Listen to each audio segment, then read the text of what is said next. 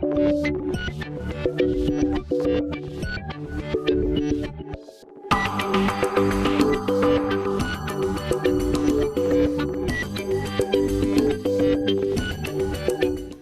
buenos días.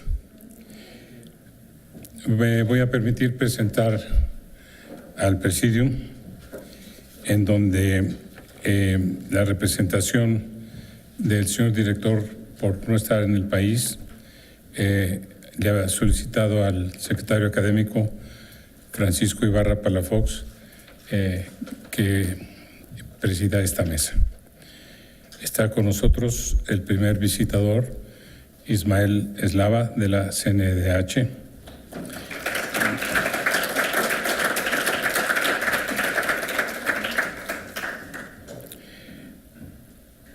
El doctor Pedro Groco, de la Organización Panamericana de la Salud.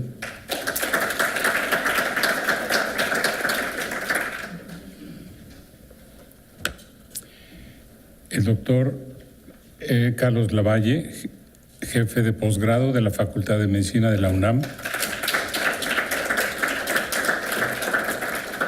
El doctor José Antonio Moreno, representante de la Academia Mexicana de Cirugía.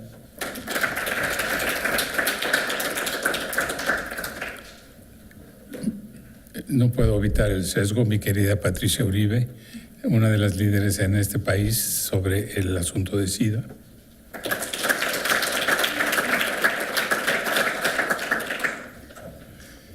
El doctor Jorge Salas, director del Instituto Nacional de Enfermedades Respiratorias.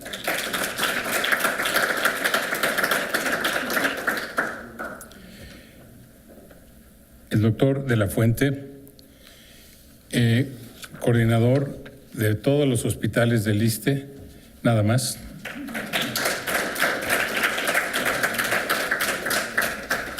Y con sesgo absoluto, la doctora Patricia Lamendi, coordinadora del Mecanismo contra la Violencia hacia las Mujeres de la OEA y representante de la ONU Mujeres en Centroamérica y consultora de la Oficina del Comisionado por los Derechos Humanos de la ONU. Muchas gracias.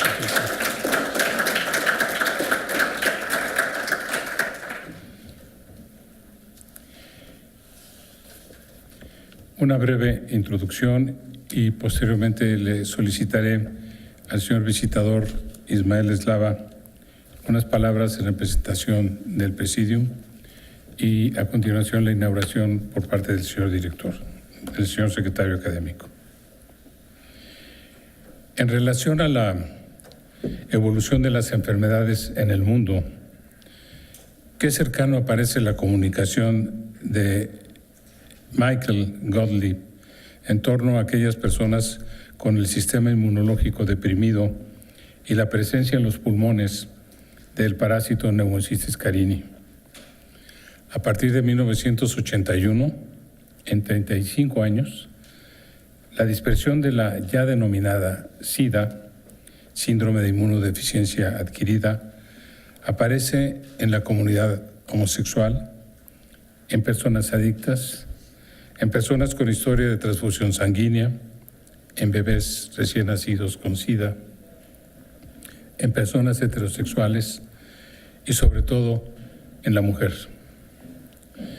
Tanto el Instituto Pasteur, encabezado por Luc Montagnier, y Robert Gallo de Bethesda en Estados Unidos, en plena controversia científica, dieron como resultado la actual plataforma científica y posteriormente la consecuencia irracional fincada en la discriminación y temor a la denominada epidemia social.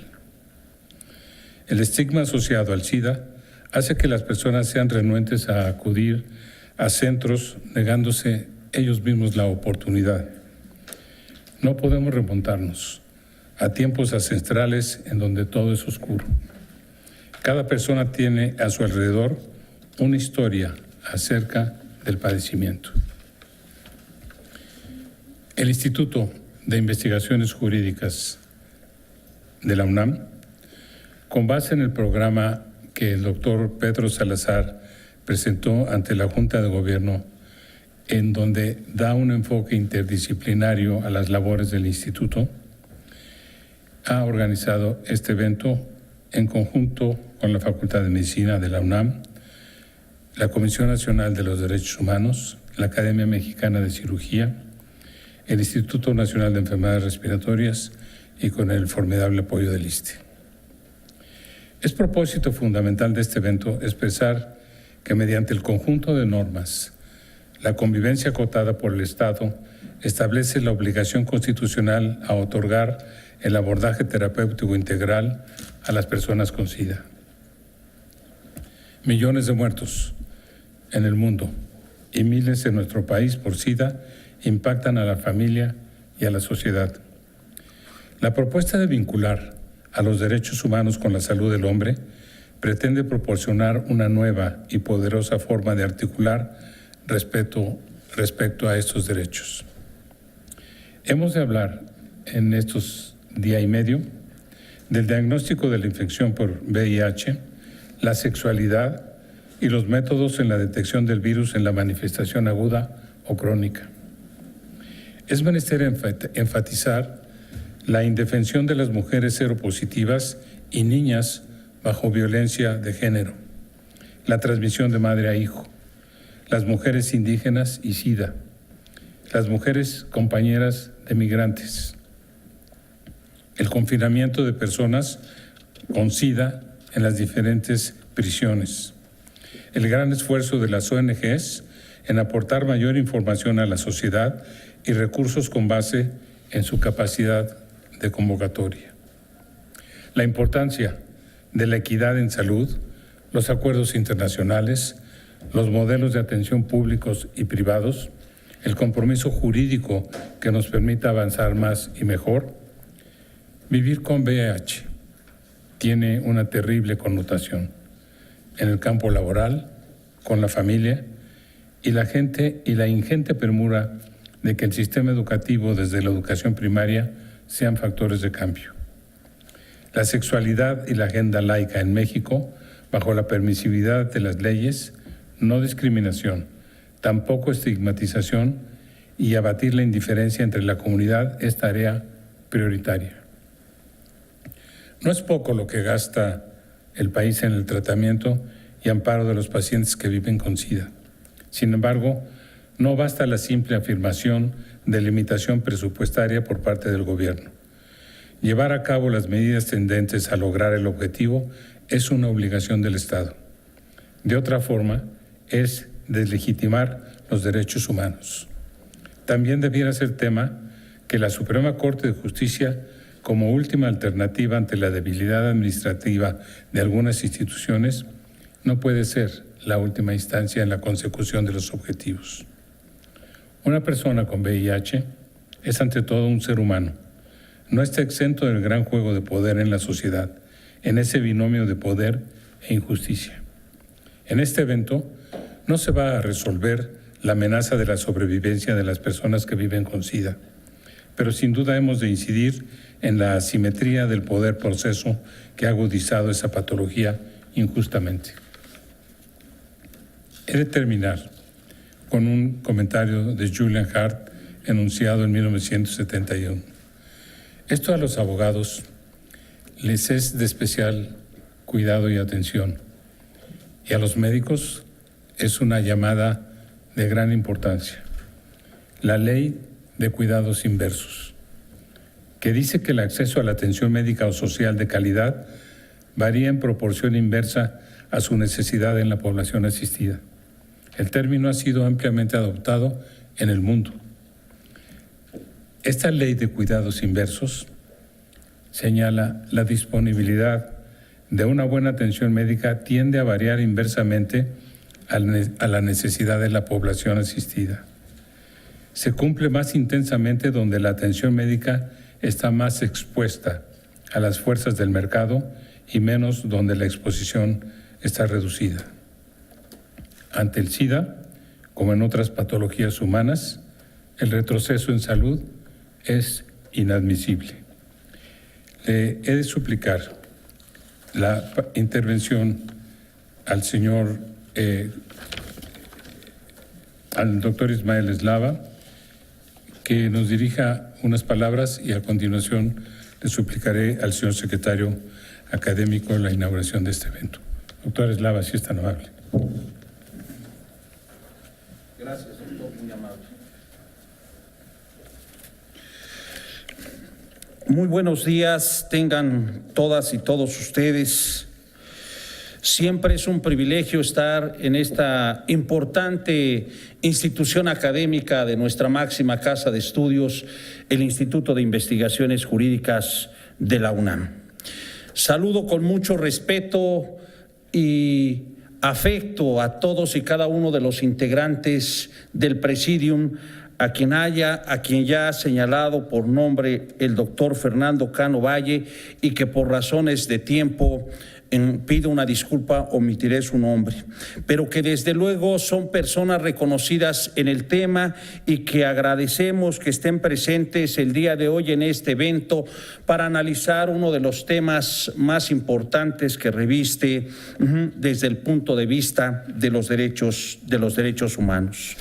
No puedo soslayar desde luego la hospitalidad del Instituto de Investigaciones Jurídicas, como siempre, y de su director, el doctor Pedro Salazar Ugarte, y desde luego el enorme esfuerzo realizado por el doctor Fernando Cano Valle, por su entusiasmo, por su dedicación y por ser siempre partícipe en temas de relevancia nacional e internacional como el que hoy nos ocupa. Saludo desde luego también a todos los ponentes que el día de hoy nos acompañan. Estoy cierto que estarán aquí también defensoras y defensores de los derechos humanos y desde luego al personal académico de esta institución nacional, la Universidad Nacional Autónoma de México y de otras instituciones. Señoras y señores, me es muy grato, desde luego, estar esta mañana con ustedes y transmitirles un cordial saludo de parte del presidente de la Comisión Nacional de los Derechos Humanos, el licenciado Luis Raúl González Pérez. Hoy, como nunca, el mundo vive la esperanza de acabar con la epidemia del VIH y el SIDA para el 2030. Los objetivos del desarrollo sostenible representan una oportunidad única para desacelerar la pandemia del VIH. Sabemos que la ruta y la estrategia de respuesta internacional ha sido importante y reconocemos que brinda esperanza a las personas que viven con VIH o con SIDA, de reducir sustantivamente las nuevas infecciones, de tener acceso al tratamiento antirretroviral para el 90% de las personas que lo necesitan en todo el mundo y con la meta inmediata, y lo subrayo, con la meta inmediata de 0 casos de discriminación.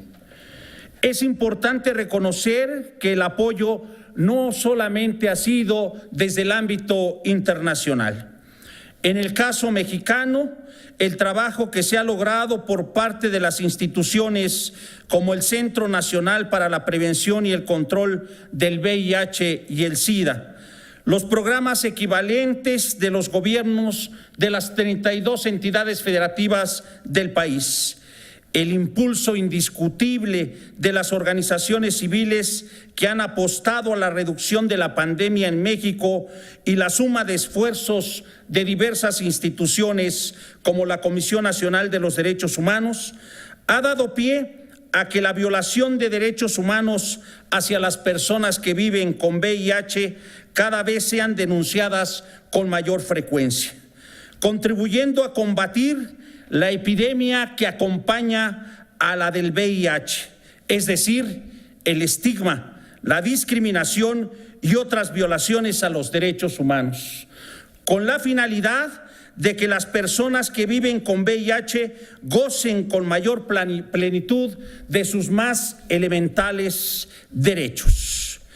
Estamos conscientes que el trabajo, desde luego, que no ha terminado, que la pandemia en México está concentrada en poblaciones claves como los hombres que tienen sexo con otros hombres, mujeres y hombres trabajadores sexuales, personas trans y usuarios de drogas inyectables.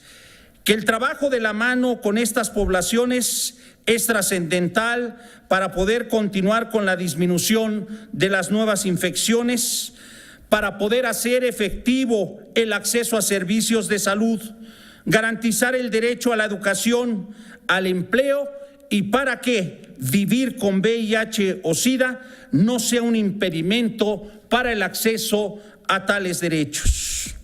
Por tanto, este tema, lo sabemos, requiere de una respuesta eficaz, aquella que señale y que coloque a los derechos humanos en el centro de la misma. También estamos conscientes que resulta prioritario no dejar de lado la atención a otras poblaciones vulnerables que, por sus prácticas y contextos, no tienen una prevalencia superior a la media nacional como la de las poblaciones clave a las cuales me he referido. En estos casos, por su propia condición de desigualdad de acceso a sus derechos, las puede colocar en una condición de mayor vulnerabilidad, incluso estructural, ante el VIH, como son el caso de las mujeres, las y los jóvenes, la población migrante, las niñas, niños y adolescentes, por mencionar algunos sectores poblacionales. Para ellos, nuestro compromiso es garantizar sus derechos humanos a través de la promoción de la igualdad de género y los servicios de salud a las poblaciones más afectadas, marginadas y discriminadas, y a un servicio educativo que incluya a la sexualidad como parte esencial para formar hombres y mujeres informados y libres respecto de sus derechos sexuales y reproductivos. Es necesario hacer una revisión de las leyes y normas relacionadas con los derechos humanos de las personas que viven con VIH para poner fin al estigma y a la discriminación de que son objeto. Asimismo, se debe de hacer un análisis completo de la situación social y económica que, sin lugar a dudas, incide en la vulnerabilidad de las personas que viven con VIH y en la violación a sus derechos humanos. Se requiere, por tanto, de una respuesta multisectorial para disminuir los estragos de esta pandemia. Reconozco el esfuerzo de realizar este simposio, la importancia de los temas a tratar. Al doctor Fernando Cano Valle, insisto, por su entusiasmo, por su dedicación, por propiciar el análisis de estos temas tan importantes, nuestro agradecimiento. Y a todos ustedes, estoy cierto, en este intercambio académico, en este intercambio de conocimientos y de reflexiones, estoy cierto de que será sumamente productivo en beneficio de estos sectores poblacionales, particularmente de las personas que viven con VIH o SIDA. Deseo todo género de éxitos en este simposio. Muchas gracias. Buenos días.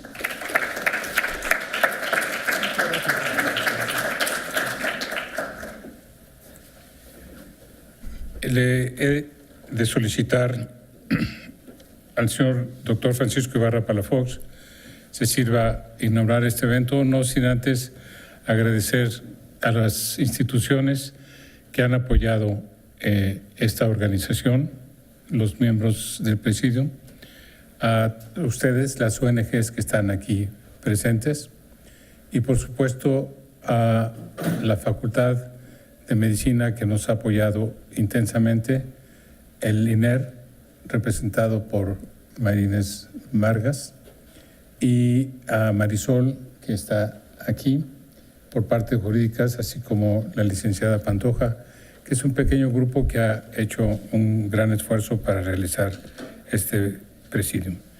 Esperemos que el día sea menos frío y más adelante. El número de inscritos es muy amplio, pero algo como decía el célebre, o cito uno de los clásicos, nos están, nos están obstaculizando.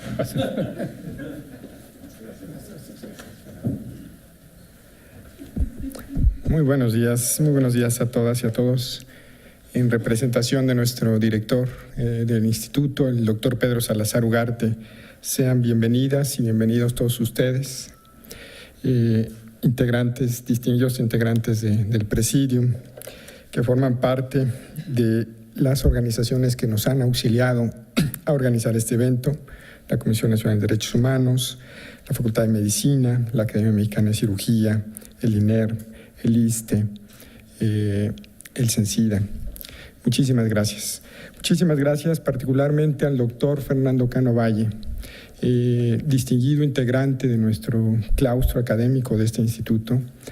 Y particularmente el agradecimiento va porque gracias a él tenemos estos puntos de contacto nosotros los juristas, estos distinguidos puntos de contacto con el sector de la medicina que nos permite tocar estos temas. Porque está relativamente vacío el auditorio, es lunes, todavía faltan por llegar. Y solamente unas palabras previas antes de la inauguración. Ayer por la noche revisaba algunos números, algunos documentos que ha expedido el gobierno a través de la Secretaría de Salud. Recuerdo que esta pandemia, yo en lo particular, la recuerdo en el 85, pero los primeros casos son pocos años antes, entiendo 82, 83. Y los esfuerzos para combatir la pandemia han sido enormes, por lo menos en los países occidentales desarrollados, donde se han implementado los retrovirales que han permitido hacer frente a esta enfermedad. El panorama es muy distinto al que teníamos hace 30 años o hace apenas 25 años. Los retrovirales, que no son una cura, no existe una vacuna para el SIDA, controlan la enfermedad y permiten y alargan la vida de las personas con SIDA o seropositivos. Parece pues que la ciencia y la medicina han conseguido avances significativos en este terreno, pero no debería ser motivo para bajar la guardia en esta área. Este año, por ejemplo, la campaña principal para combatir una epidemia en México ha sido contra el dengue, la chikungunya y el Zika, indiscutiblemente epidemias que se están expandiendo en las costas mexicanas y en costas inclusive donde no había vectores o mosquitos tropicales, como es, entiendo, Sonora, donde hay una epidemia en esto. No se debe bajar la guardia, se debe seguir invirtiendo recursos significativos para la prevención y la promoción de la salud sexual. Me parece que esta campaña debe seguir en las décadas que restan, debe ser un intenso trabajo en este sentido. Los números hablan por sí solos respecto a la lucha de la ciencia y la medicina contra el SIDA. Tenemos en México aproximadamente 160,000 casos de personas con VIH y algo así como 45,000 personas seropositivas. Esto representa cerca del 0.3% de la población. Un porcentaje exitoso para la epidemiología mexicana, considerando que los Estados Unidos tiene algo así como el 2% de la población, una población de 300 millones de habitantes, y Belice, otro de nuestros vecinos, tiene un porcentaje de 2.5% de su población. Tener entonces nosotros apenas un 0.3% habla de una política pública que ha sido relativamente exitosa en este terreno. Sin embargo, estos 35 años de lucha de la ciencia y la medicina contra el SIDA parece que no caminan al mismo tiempo en la lucha por los derechos humanos. Si recordamos lo que sucedía hace 35 años, y lo recuerdo muy bien, poco después de crearse la Comisión Nacional de Derechos Humanos, entre cuyos fundadores se encuentran destacadas figuras de este Instituto de Investigaciones Jurídicas, tanto en el campo teórico como práctico. Tenemos al doctor Héctor Fixamudio, al doctor Jorge Carpizo y a los subsecuentes presidentes de la CNDH. Parece que la lucha contra los derechos humanos todavía tiene un largo camino que recorrer. Teníamos en ese momento los problemas de tortura, siguen hasta el momento los problemas de tortura. El Estado mexicano no ha corregido estos estas distorsiones, estas severas distorsiones en la defensa de los derechos humanos, y ahora se agregan una serie de distorsiones que no teníamos en ese momento. Por ejemplo, según el informe que presentó el presidente de la Comisión Nacional de Derechos Humanos a principios del 2015, las instituciones que más violaban derechos humanos en México eran las instituciones de salud. Increíble que una de ellas, por ejemplo, tuviera el doble de violaciones, de quejas de violaciones de derechos humanos que el sistema carcelario federal. Es decir, en este terreno el campo es totalmente abierto para la defensa de los derechos humanos y para la lucha por la defensa de las personas, ¿sí?, que se encuentran en las instituciones de salud. Pero la defensa de los derechos humanos no solamente debe aplicar a las instituciones públicas de salud. La noción de los derechos humanos se extiende también a las instituciones privadas de salud. Es imposible concebir que solamente el área pública encargada de la salud sea la única responsable. La mayor parte de los mexicanos, o muy buena parte de los mexicanos, asiste a los servicios privados de salud y son ellos también quienes deben proteger y cuidar los derechos humanos de las personas. Entramos pues a una nueva década de la defensa de los derechos humanos, una década, creo yo, que no solamente debe estar dirigida a los servicios de seguridad, sino también a los servicios de salud pública y privada de este país. El camino es arduo, pero la Constitución y la reforma que tuvimos en el 2011 nos da un marco de referencia, un marco constitucional mucho más sólido para la defensa de los derechos humanos. Una defensa que debe abarcar a todas las autoridades del Estado, sean legislativas, sean administrativas o sean judiciales. Pero una defensa que en el campo de la salud también corresponde a los agentes privados que se comportan como agentes públicos en su actuar, particularmente los agentes encargados de la administración de la medicina. Sin más, felicitarlos a los organizadores de este evento por tener este día un evento simbólico por lo que representa en la transformación de la epidemiología en México y por la lucha contra la discriminación contra la homofobia y la transfobia. En nombre de nuestro director, el doctor Pedro Salazar Ugarte, siendo las 10:45 horas, siendo las 9:45 horas, ya me cambiaron la fecha, era jueves 10, es lunes 10, el cartel está mal. Lunes 10 declaro formalmente inaugurados los eventos de este simposio interdisciplinario Viviendo con VIH. Muchísimas gracias.